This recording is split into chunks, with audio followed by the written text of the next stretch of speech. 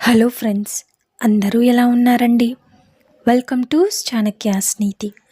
జీవితంలో ఈ విషయాలని బాగా గుర్తుపెట్టుకోండి.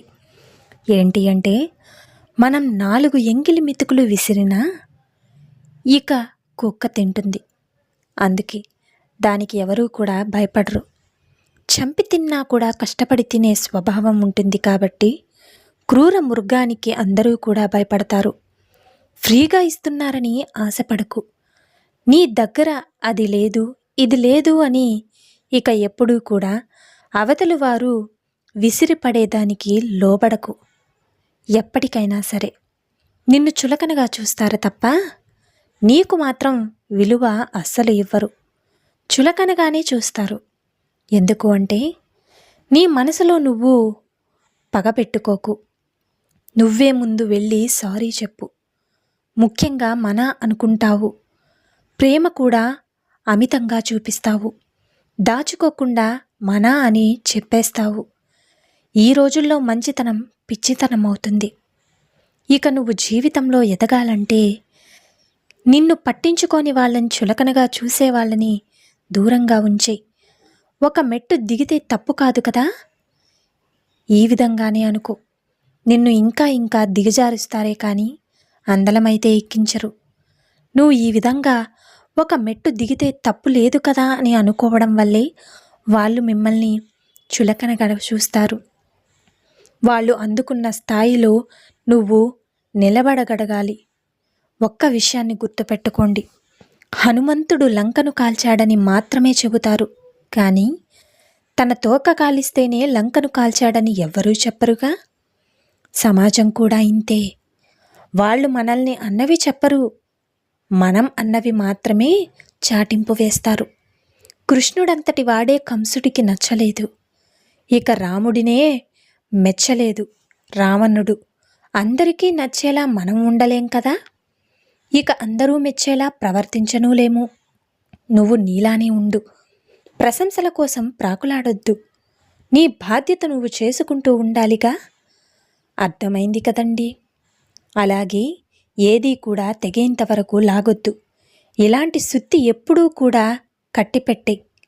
అలాగే ఈ రోజుల్లో ఇది నడవదు. అప్పటి మనుషులు వేరు, ఇప్పటి వారి మనోభావాలు వేరు. నిలుపుకోవాలన్న ఆలోచన అవతల వారికి లేనప్పుడు ఇక నువ్వు ఎంత తాపత్రయపడినా సరే అది నిలవదని గుర్తుపెట్టుకో. పెద్ద స్కూల్ చదివించినా, చాలా చిన్న స్కూల్ చదివించాలా, మనం ఏ స్కూల్లో ఫీజులు ఎక్కువ తక్కువ ఆ స్కూల్లోనే జాయిన్ చెయ్యాలి, ఎంత అడ్డంకి అదే గొడుగు, మన స్థాయికి మించిన పనులు మనకు మంచిది కాదు కదా. ఇక ఎక్కడ బాగా చెబుతారో, ఫీజులు ఎక్కడ ఎక్కువ ఇస్తారు, ఎక్కడ ఎక్కువగా అందరూ జనాభాలుగా కుప్పలు తెప్పలుగా స్కూళ్ళల్లో జాయిన్ అవుతారు, మన బిడ్డను కూడా అక్కడే జాయిన్ అవ్వాలి అని చెప్పి మీరు విలాసాలకు, మీరు పెట్టలేనంత పెట్టుబడికి మీరు ఎక్కువగా మోటించుకుంటే మీ పరువే పోతుంది. మీ ఆర్థిక ఇబ్బందులు పెరుగుతాయి. పిల్లలు కూడా మీరు ఈ విధంగా ఆలోచిస్తే పిల్లలకు కూడా మనం ఇంతే అని తెలిస్తే మంచిది. ఇక అలాగే గుర్తుపెట్టుకోండి, ఎవరు కూడా పట్టించుకోవట్లేదని బాధపడద్దు. నిజం తెలుసుకో, నీ అవసరం వాళ్లకు లేదని. కోరికలు తీరిస్తేనే ఇక మొక్కుబడి చెల్లిస్తాడు దేవుడికి. లేకపోతే దేవుడినే మార్చుకునే రోజులివే. ఇక మనం ఎంత చెప్పండి. అవసరం లేదు అంటే నువ్వు ఎంత దిగినా దిగజారుస్తారే తప్ప నిన్ను హక్కును చేర్చుకోరు, పక్కన పడేస్తారు. చేసిన గాయాలు చచ్చినా మర్చిపోకూడదు. అలా పగని పెంచుకొని నువ్వు ఎప్పటికీ కూడా మనసు చంపుకోకు. వాళ్లకు కూడా ఆ గాయం నొప్పిని పరిచయం చెయ్యి. అప్పుడు అర్థమవుతుంది. వెళ్ళిపోతారని భయపడొద్దు. వెళ్ళాలని నిర్ణయించుకునే వారిని మనం అస్సలు ఆపలేం. నీ విలువ ఊరికే పెరగదు. ఇక నువ్వే దాన్ని పెంచుకోవాలి. కలికాలమే. తల్లిదండ్రులు ఏం చెప్తే అది చేసే పిల్లలంటే వాళ్ళకి చులకన. నువ్వు ఏం చేశావని గొప్ప ఈ విధంగా అనాలని చులకన చేస్తారు. ఇక అదే వాళ్ళని ఎదిరించి ఏం చేసినా తెలివైన వాళ్ళని మురిసిపోతూ ఉంటారు. చెప్పింది చెప్పినట్లుగా చేసే పిల్లల్ని మెచ్చుకునే రోజులు పోయాయి. అందుకేనేమో అమాయకంగా ఉండే పిల్లలు కనుమరుగయ్యారు. గడిచిన బాల్యం చాలా మధురంగా ఉంటుంది కదా. బాల్యం ఆ క్షణం గురించి మాత్రమే ఆలోచిస్తారు. అందుకే సంతోషం మాత్రమే ఉండేది. రేపటి గురించి ఆలోచిస్తూ ఈ క్షణం సంతోషం గురించి ఆలోచించలేకపోతున్నారు. భవిష్యత్తు గురించి ఆలోచిస్తూ ప్రస్తుతాన్ని అప్రమత్తం చేసుకుంటున్నారు. ప్రస్తుతంలో బ్రతుకు సంతోషం అదే వస్తుంది. ఇక భార్య భర్త గొడవ పడకపోతే అసలు వారు భార్యాభర్తలే కారు. నిజమైన ప్రేమలోనే అలకలుంటాయి, కలతలు కూడా ఉంటాయి, బుజ్జగింపులు ఉంటాయి. అసలు ఎలాంటి గొడవ లేకపోతే ఒకరినొకరు అర్థం చేసుకోకుండా సర్దుకుపోయినట్లు నటిస్తున్నారనే అర్థం. అన్యోన్యత అంటే అంటి అంటనట్లుగా ఉండడం కాదు, అన్నీ తానై ఒకరికి ఒకరై ఉండడం అని గుర్తుపెట్టుకోండి. ఉన్నప్పుడు నీ విలువలు తెలుసుకోవడానికి ప్రయత్నించని మనసు కోల్పోయినప్పుడు ఎక్కి ఎక్కి ఏడ్చినా, నువ్వు మానసికంగా బాధపడినా చూసేందుకు వాళ్ళు ఉండరు. ఒక్క విషయాన్ని గుర్తుపెట్టుకోండి. ఏంటి అంటే, అర్థం చేసుకోకూడదా? నిజంగా పీరియడ్స్ అంటే అదొక అంటు జబ్బో కాదు. ఇది వరకు రోజుల్లో మిక్సీలు, గ్రైండర్లు ఉండేవి కాదు. ఆడవాళ్ళు మిషన్స్ లేకుండా వాళ్ళే స్వయంగా చేయవలసి వచ్చేది ఈ పనులన్నీ.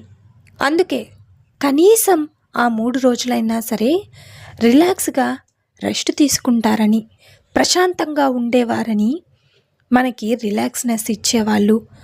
అది కాలక్రమేణా దూరంగా పెట్టేసి అదొక అంటులా, పాపంలా చిత్రీకరించేస్తున్నారు ఇప్పటి రోజుల్లో. నిజమే కదండి. నెలసరి ఉంటేనే పిల్లలు పుడతారు. ఇక అది అంత అపవిత్రంగా చూడాల్సినటువంటి రోగమా? ఆ పనే లేదు కదా. ఆ 3 రోజులు బట్టల్ని ఉతికేస్తారు, పసుపు నీళ్లు చల్లేస్తారు.